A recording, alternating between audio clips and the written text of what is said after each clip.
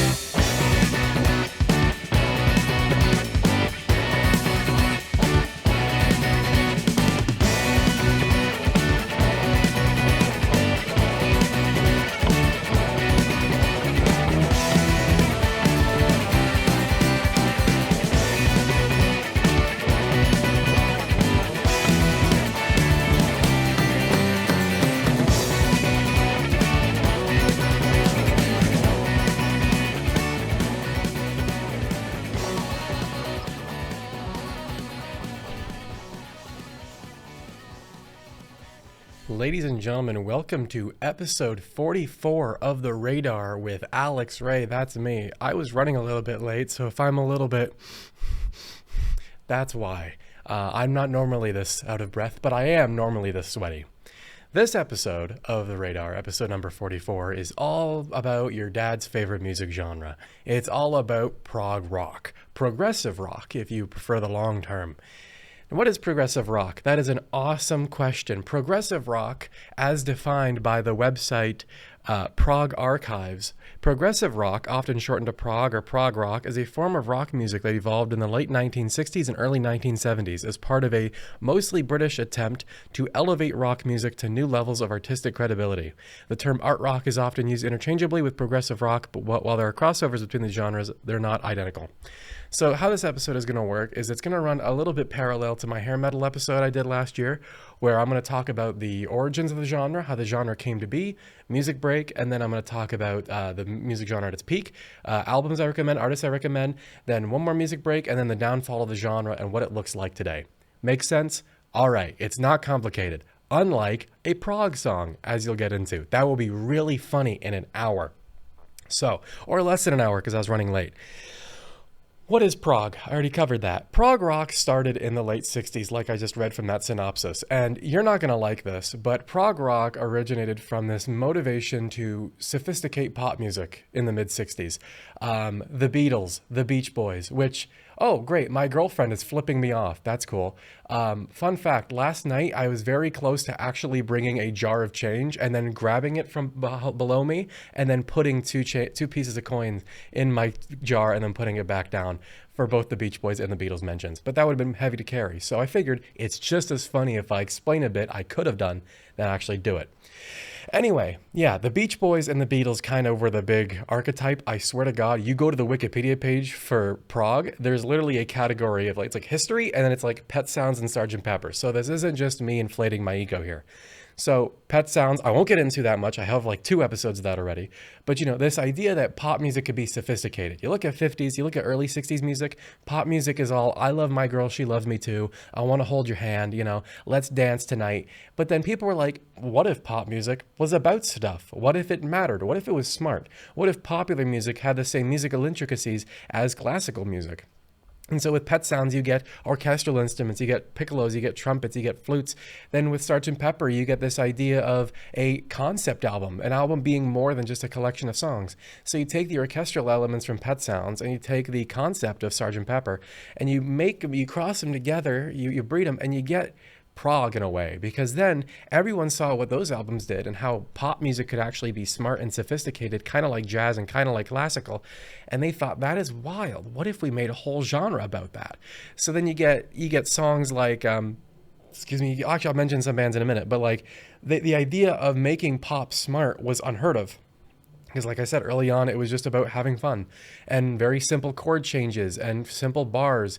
But now it was possible that pop music could have chord changes. It could have complicated time signatures. People were realizing how much could change. So the psychedelic rock movement opened people's eyes to different instruments, using orchestral instruments, using time signature changes, all these different varieties of music. And not only that, but instead of changing a song from fitting within the 2.5 minute box, songs were getting longer. A Day in the Life by the Beatles, I think, is 5 minutes, and that was huge. Hey Jude was 7 minutes, right? So these songs are getting longer and they're getting more complicated. And people are also wanting to write about Vietnam War. And not only that, but people are becoming educated. So now you're getting bands like The Doors, which the name The Doors is from a book. So the people who are writing these songs are becoming more well-read. So you have longer songs written by well-read people about complicated subjects, sometimes related to fantasy. And that's how you get what is arguably the first ever truly fully concept progressive rock album, which is In the Court of the Crimson King by King Crimson. That album you might recognize from your loser hipster white guy friends rock record collection. I have it on vinyl. It's the guy with the screaming red face, or if you're a Kanye West fan, 21st Century Schizoid Man is mentioned, or if you're a JoJo's Bizarre Adventure fan, I think it's 21st Century Schizoid Man as a stand. Yeah, okay, like I know ball. So like there's a lot of references to this album, but this album was interesting because it was harsh, it was scary. They opened up for the Rolling Stones, and Rolling Stones, Brown Sugar, all those funny songs. But then you have these guys, the King Crimson, yelling "Cat's Foot, Iron Claw, Neurosurgeon, Scream for More." Politicians, Napalm Fire, 21st Century Schizoid Man. Oh my God, this is heavy, this is long, and this is multiple parts. There's orchestral strings. It feels like a movie score. There's so many elements going on, firing on all cylinders. It blew people's minds of what music could be. And a psychedelic rock album cover to boot. This was like jumping from like To Kill a Mockingbird to The Hobbit. You know, this was, not that the two are comparable, but this was larger in scale. There were more pages to this book, so to speak. And so it blew people's minds, and people were inspired by the Beatles, by the Beach Boys, and by a lot of other stuff, by the Doors, and now by King Crimson. And suddenly the dominoes were falling into place, and it was all powered to it.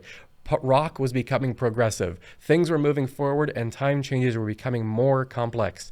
And one of the most, actually voted the best prog rock album of all time, I'll get more into it in the next segment, is the album Close to the Edge by Yes. This is like the prog album of all time, voted by the prog rock subreddit, voted by all prog rock fans arguably. If you tell anyone to list prog rock albums, Close to the Edge is absolutely mentioned. So, and Yes, if you know Yes, they made Owner of a Lonely Heart, doo-doo, doo-doo, doo-doo, or Roundabout, again, the outro to JoJo's Bizarre Adventure. I've never seen it. But that band, they made an album called Close to the Edge. It has a song at 17 minutes. It's the title track. The full name of the song is Close to the Edge, The Solid Time of Change, Total Mass Retained, Get Up, I Get Down, and Seasons of Man. I'm going to play that for you. We're going to play that for you, but I can't play the whole song. In fact, I'm not playing you the entire song of any of these songs because they're all long. We're playing you 5 songs, I think, today. If I played you the whole thing, it'd be an hour and 36 minutes of music. Awesome hour and 36 minutes, but that's 5 songs and it's an hour and a half. So we're just playing you the first 4 minutes of each song, and you may not even hear the words. It may feel unsatisfying, but that's because your homework is to listen to it. So in the meantime, coming up after the music break, I will talk about how prog peaked. I will talk about the best prog albums. I'll talk about the best prog artists, quintessential prog. Please don't forget that you can follow us on social media at the DCSA Media Hub. You can follow me on Instagram at AlexRAE. You can follow the show on Instagram and Twitter at the Radar Live, also RAE. In the meantime, here is the prog anthem, Close to the Edge, for the first 4 minutes by Yes, live from the Media Hub on riotradio.ca.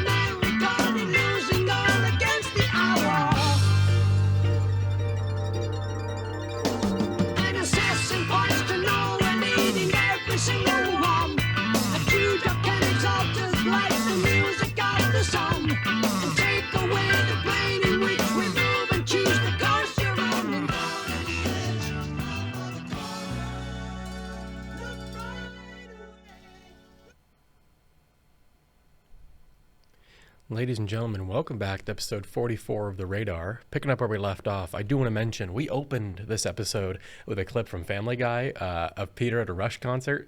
My shirt says Rash. The Rush is great. I sure hope they tour again. They haven't toured in 5 years.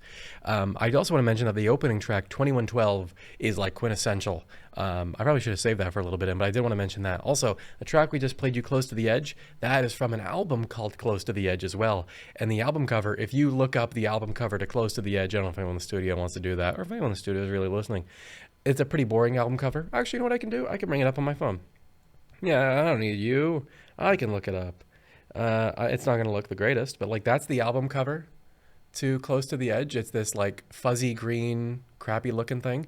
But then you're like, wow, that doesn't fit the song we just listened to. You know what does? The backdrop to the episode. That's the gatefold. So when you open up the album on vinyl, that's the green cover. But then you open it like that, and it's what I have for the background of the episode logo. And that's beautiful, and that fits it. That whole song is 18 minutes and 41 seconds. The opener that we played, U2112, is 20 minutes and 39 seconds. So long. But no, Prog had become successful. Prog was huge. Prog was financially successful, but the critics didn't like Prog. I forgot to wear my necklace this morning. I'm a mess. I just realized that. Prog was huge. And Prog probably peaked, say that 5 times fast, oh my God. Prog probably peaked around 1973, right down the middle, with a little album. I don't know if you've heard of it. You know, there's a little prog group from England called Pink Floyd, released maybe objectively the most successful prog rock album of all time, The Dark Side of the Moon, which, you know, are you like, is it prog? Does that count? Prog sounds a lot more pretentious and complicated.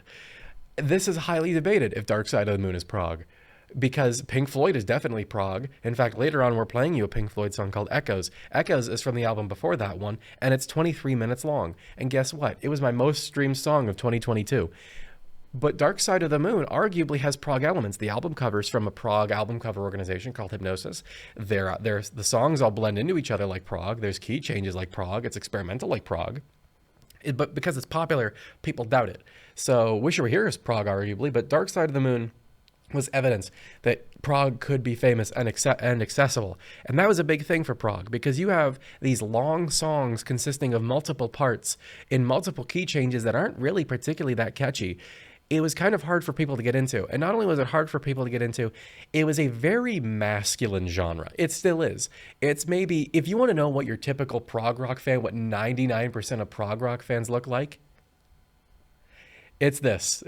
I'm not that into prog, I'll tell you right now. But if you go to a prog rock concert, you go to Yes concert, you go to Rush concert, it looks like this. It's just white guys with glasses who say, but you have to listen to it in lossless. That's very me. That's extremely me, but that's a lot of what it is. There aren't a lot of women in prog, mostly because the men in prog were pretentious and annoying, like most music genres. But that's a big part of it. A big part of the prog genre is the culture of it. You know, there's a lot of in-humor, a lot of pretentious in-humor, like, but don't worry, the song gets really better after 6 minutes. You just have to... There's a clip, my dad's a big prog fan. He showed me, of course he is. My dad showed me a clip from a sitcom, I think The Goldbergs, and it's this clip where a guy's like, oh, you're the new chick in school, right? Oh, you don't like music, right? Well, you should listen to Rush. Rush is from Canada. They have to play super hard to stay warm. You should listen to it in my car. And she's like, yeah, okay, I'll do it just to prove you wrong. And then she ends up loving the song Tom Sawyer, and they make out. And it's a funny clip because the guy's got like a ponytail and he's a nerd, you know? If you can imagine the comic book guy from Simpsons, that's your average prog fan. And it's kind of funny. But it wasn't very accessible to women. A lot of people of color moved towards soul prog. Prog was now going into different genres, or R&B prog, a lot of different genres of progressive rock. So you have Yes, you have Pink Floyd, you have Genesis. You know Genesis? Anyone in the studio know Genesis by name? Can you name a Genesis song? Anybody? Oh, okay. Quinn knows the one I mentioned already that I'm going to talk about. But the more popular hit is Invisible Touch. Peter Gabriel and Phil Collins were both lead singers of Genesis at one point. You know Phil Collins from In the Air Tonight, and you know the other guy from Genesis. But Genesis were huge prog. They're a big prog big prog group. They're one of the classic ones. In fact, there's a thread on Reddit that was like, what do you consider the top 3 prog groups? Let me see if I have it here. I thought I had the thread saved somewhere from a while ago.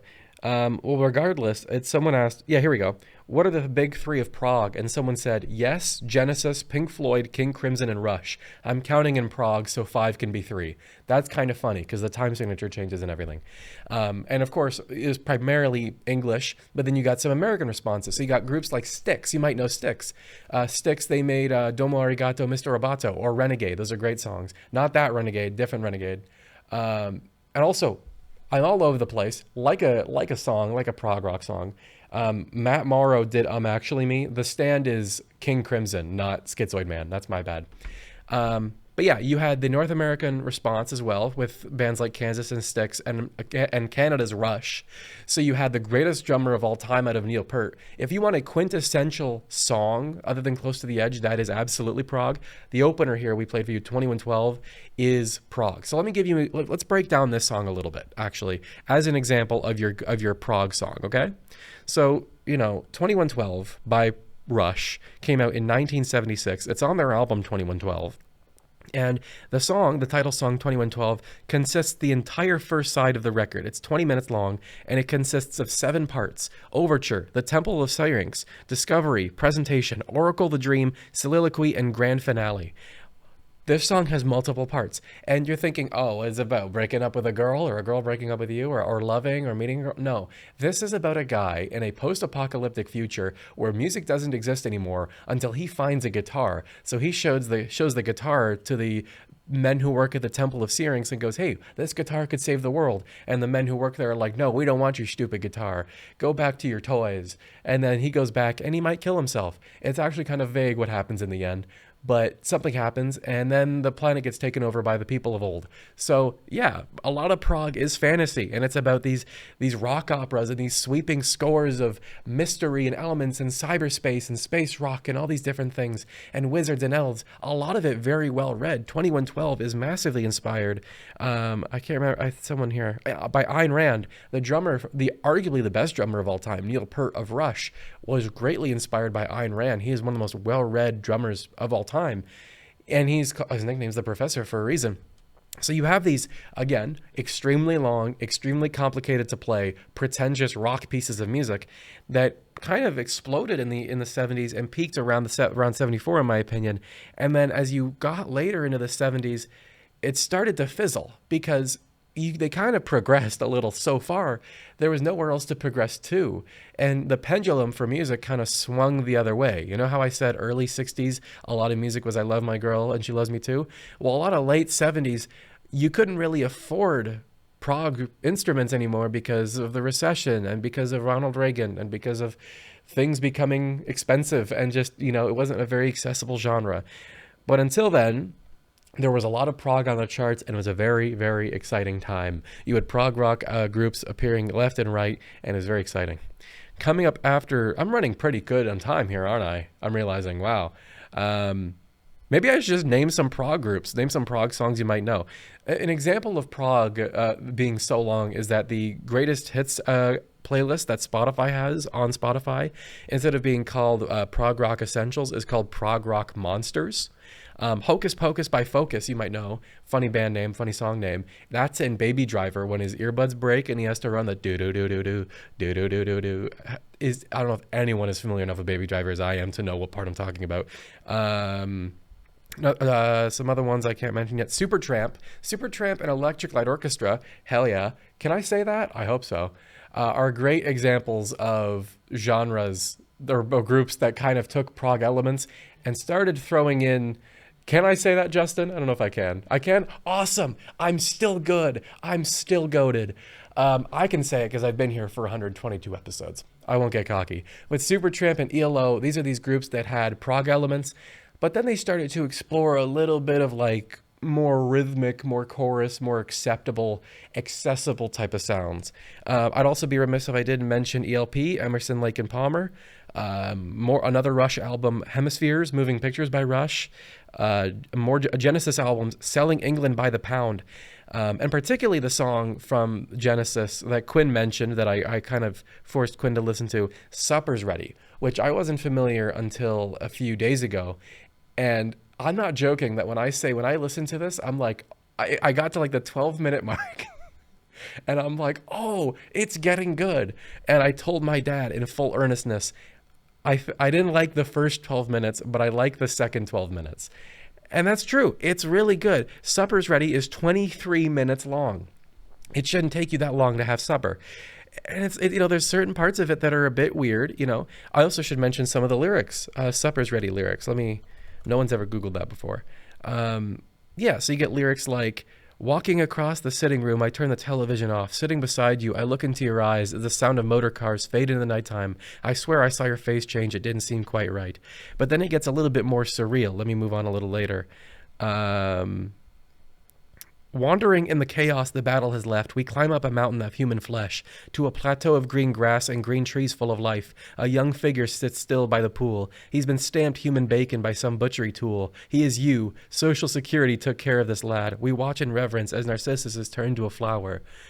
A flower? And then there's a part called Willow Farm. And of course there is. And it's just kind of jovial, cheeky Britishness, but it's 23 minutes long. It's a monster, but it's fun. To hear a song and your brain kind of melt and then suddenly for it to change into a silly song, complete key change, it's like, what is going on? And that's kind of the beauty of prog.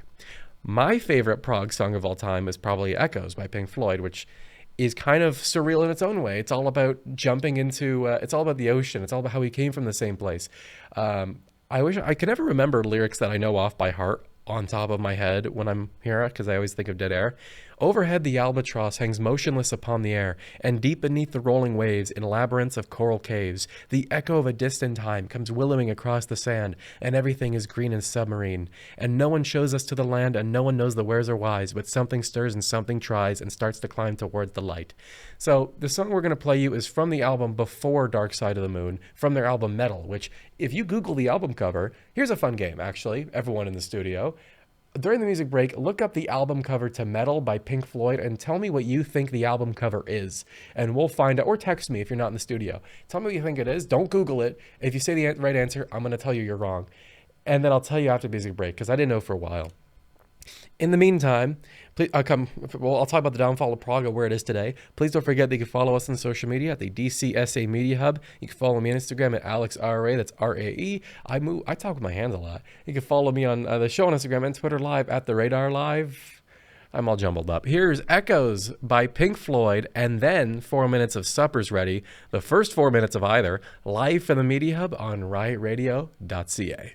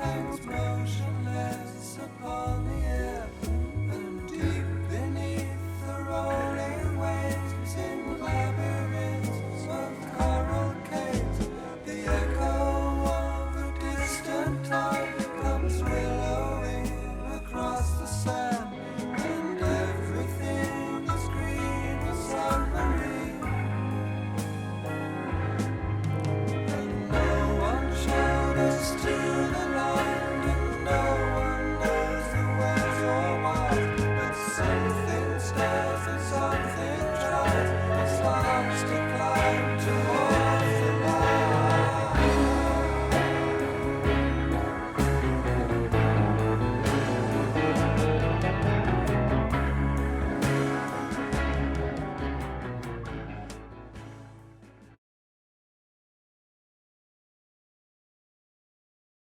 The sitting room, I turn the television off. Sitting beside you, I look into your eyes as the sound of motor cars fades in the night time. I swear I saw your face change. It didn't seem quite right, and it's hello, babe, with your guardian hair so blue. Hey, my baby, don't you know our love is true?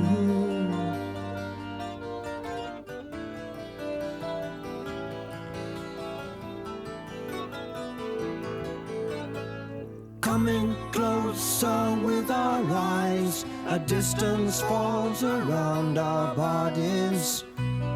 Out in the garden, the moon seems very bright. 6 saintly shrouded men move across the lawn slowly. The 7th walks in front with a cross held high in hand, and it's hey babe, your supper's waiting for you.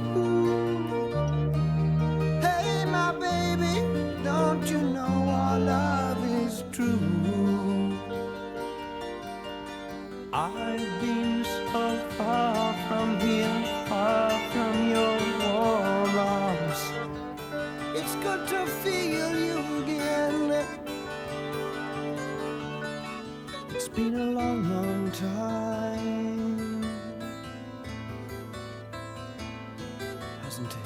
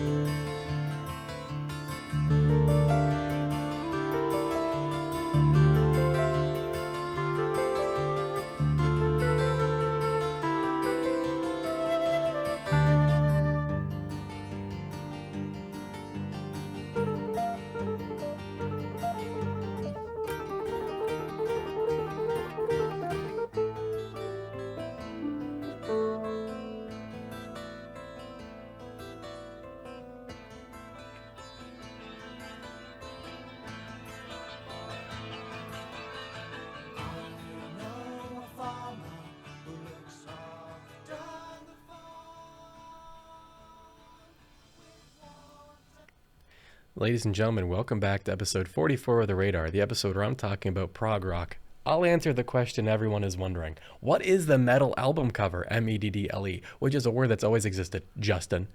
The album cover to metal, as I have here, if I expand, it's an ear. So shout out Deborah for getting that right in the studio. It's an ear. I didn't know that for a while. If you had the album on vinyl, you could open the gatefold and see that it's an ear. which is kind of neat. It's an ear underwater. It's not a belly button. Oh, hello. How's it going? Welcome to the radar. Hi, Sebastian. Right back at you. Do you guys like prog rock? Bye. Okay, I think I'm a bit delayed out there. That's fine. We'll come back and go, yes, we do. Wait a minute. Yeah, prog rock, progressive rock. Is it cool? Not anymore. It's the late 70s. You know what's cool? Saturday Night Fever and punk and new wave and other genres that suck because it's not prog. Yeah, prog was dwindling because the songs can only get so much longer and can have so many chord changes before you're falling off the deep end. And so you had these prog groups that were slowly doing a little bit more accessible songs. King Crimson broke up, which is often considered like the death point of prog rock. So then you have groups like Kansas who made a prog rock album out of Leftoverture. Let's see if anyone can anyone here know a Kansas song right off the bat, right without looking it up. I'm getting no. Pat Mahomes, the guy from wrestling, is he a wrestling guy? Oh, he's from Kansas. Is that the bit? Kansas City Chiefs quarterback. No. Carry On Wayward Son is Kansas, and so is Dust in the Wind. But oh, a little late with that, Mega. But yes, Carry On Wayward Son. Carry On Wayward Son is from their album Leftoverture, which you would maybe didn't know is prog, because the rest of the songs are super proggy. Miracles Out of Nowhere later on that album is 6 minutes long. Listen, there's a song on this album called Magnum Opus, Father Padilla Meets the Perfect Gnat, Howling at the Moon, Man Overboard, Industry on Parade, Release of the Beavers, Gnat Attack. That is a real track on Leftoverture. Or another group, Yes, like I said, Yes earlier, then released Owner of a Lonely Heart. That's super accessible. That's fun. ELO, Electric Light Orchestra, one of my favorite groups of all time, put a coin in the jar. You started off with albums like El Dorado, which is a concept album about a man who daydreams so hard he daydreams himself into fantasy and doesn't want to leave. And he uses strings and orchestral pieces, and there's overtures and a bunch of orchestral elements that just explode with prog. But it wasn't cool anymore. The pendulum had swung the other way, and it wasn't cool to have expensive instruments and long songs. People wanted fast songs with cheap instruments. This idea of punk, I guess, kind of exploded around this time. There was punk before, but now punk was even becoming punkier and cooler. Not only that, but prog wasn't accessible, so they had to hide their political commentary and their fantasy elements behind more synthesizers, and had to be easy to digest. And that's how you get new wave and all these different things. Not to say that every genre of the 80s came from new wave or came from prog, but there were definitely some prog elements. Prog groups were becoming either broken up, joining together, or just becoming more accessible. And, you know, there's always been prog, though. That's the thing, is that prog still kind of exists today. Now I know what you're thinking. Who? Well, did anyone in the studio listen to Taylor Swift's new album? Yeah, it's prog. It's not prog, but I thought that was funny. I thought of that a few days ago, that like maybe no one would be talking about it and I could say that it's prog in a way. It's not. But you know what? I feel like I could do that. I feel like I could convince someone that that album's prog if they haven't heard it. When will Taylor Swift release her prog album? When will I have that meme I posted on my story? Hold on. When will Taylor Swift release an album with a title like Dibbles the Dormouse Has Lost His Lucky Handkerchief, movements 1 through 4, that's 14 minutes long? You know that tweet that's like, Taylor's made a 10-minute song, only Taylor could do that? Well, this isn't the thesis. Anyway, this isn't a Taylor attack episode. I did consider having two Swifties on for a different episode and having them talk about how crap the new album is, but that could be interesting, but, you know, I'm not going to do that right now. Right now, I'm going to tell you that prog is still here. What prog groups exist now? Have you heard of Tool? Tool is prog in a way. Prog also went the metal direction. You got groups like Tool. You got groups like Dream Theater. Another example is Porcupine Tree. Steven Wilson in particular, I've learned about. I just can't seem to escape people with the last name Wilson. Steven Wilson's Porcupine Tree is apparently one of the greatest prog acts of all time, and they're pretty recent. Not to mention, maybe the most legendary, most recent prog group that maybe you didn't even consider was prog is King Gizzard and the Lizard Wizard. They're hugely prog. They're prog all over the place. And another great example, I just had it, and this isn't just me shoehorning my interests in, I promise. I know I'm literally covering all the bases, but like prog is like the net that covers it all. If you go to the Wikipedia page and you look up albums that are proggy, The Mollusk by Ween is another one that's considered a little bit to have prog elements. So there is still prog today. It's just a bit different. Some people like to use prog instead as an adjective to describe a certain song instead of a genre itself. You know, certain albums aren't prog but have prog elements, and that's usually more often. I do want to mention there is a website called Prog Archives, and I want to share with you their top 10 prog albums in case you and your friends and your family, but definitely not your girlfriend, want to get into prog. For example, number 10, Fragile by Yes. That has Roundabout on it, you know, the to be continued meme. JoJo. Number 9, Animals by Pink Floyd. Quintessential prog. It's 5 songs long. It's over 40 minutes. It's an allusion to Animal Farm, so it's got that literary reference. It's got awesome guitar solos and synthesizers. Number 8, Red by King Crimson. I'd be remiss if I mentioned In the Court of the Crimson King, but didn't mention Red, because Red has a song called Starless. That goes out to the prog rock fans who might be watching. Obligatory Starless mention. Foxtrot by Genesis. That has Supper's Ready on it. Dark Side of the Moon, obviously, number 6. Thick as a Brick by Jethro Tull is really funny because Thick as a Brick is one piece of music, and it's the whole album, and it's thick as a brick. I also should mention Mothers of Invention, Frank Zappa. Frank Zappa was basically kind of a weird centrist when it came to it. So he was kind of proggy, kind of not. Wish You Were Here by Pink Floyd, In the Court of the Crimson King by King Crimson. Number 2 is Selling England by the Pound by Genesis, and then Close to the Edge by Yes, of course, is quintessential. One I've listened to recently for the first time is Mirage by Camel. That's really good. Listen to Lady Fantasy by Camel. In fact, if you act fast, it's on my Instagram story right now. That's right, I teased this mention already. Great song. Hemispheres by Rush, a bunch of Yes albums, Jethro Tull. A lot of the same names get shuffled around a bit. But yeah, check out Yes if you're into it. Check out Close to the Edge. Crime of the Century by Supertramp a little bit. But yeah, a lot of groups have that inspiration. So yeah, that's where we're at today with this sort of thing. There is one more thing I do want to mention, and then I'll leave you to listen to your yeses. I do want to mention, I want to make sure I have it right before I do say it. Apparently, it just does not mention it. I could have sworn there were an article about women who were in prog. Curved Air and Renaissance. Curved Air has Sonia Christina as lead singer and the only constant member, and they're a prog group. Japanese symphonic prog group Ars Nova. Prog is everywhere, and you know we should welcome more people into it. But we don't, because all prog fans look like this, and my music taste is better than yours. Here's your homework. The whole show should have like a teacher aesthetic, because I'm always giving out homework. Listen to Close to the Edge by Yes, the song, which is still 20 minutes. Listen to Moving Pictures by Rush. That has Limelight and Tom Sawyer. You know those. Red Barchetta is a banger. And, well, I just had something else. There's a clip. Again, obligatory mention of clips. There's a clip from American Dad where Roger the Alien is a prog rock fan, and he's showing Steve's friends Rush, and he's got this shirt on. And he's like, no, dude, you got to listen to it with these hi-fi speakers. Oh, but, you know, you got to listen to it on 8-track. You know, but put on these good headphones.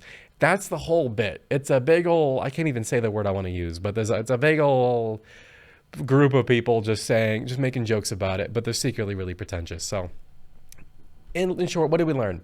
Prog is long and scary. If you want to scare women off, listen to Prog. The end. That's the end of our show today. I look forward to seeing you back here next week. I have ideas for next week. I don't know if I want to stick to them. Let's find out. We still have a week to figure that out, which is about as long as one prog album. Please don't forget that you can follow us on social media at the DCSA Media Hub. You can follow me on Instagram at AlexRAE, that's R-A-E. You can follow the show on Instagram and Twitter at the Radar Live, also RAE. In the meantime, here is the album closer to the first ever official prog album, The Court of the Crimson King by King Crimson, playing us out live for the Media Hub on rightradio.ca.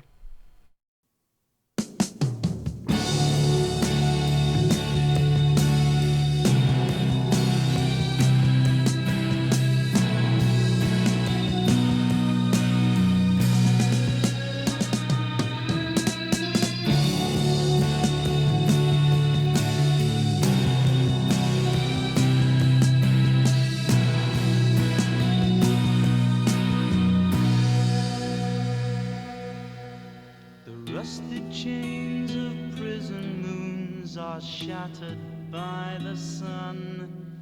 I walk a road, horizons change, the tournament's begun.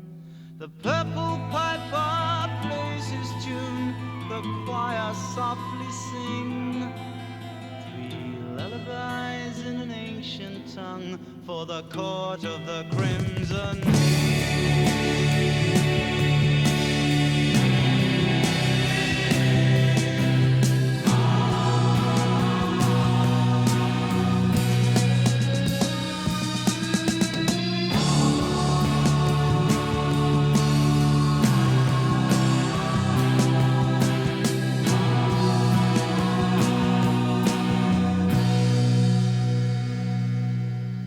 The keeper of the city keys put shutters on the dreams.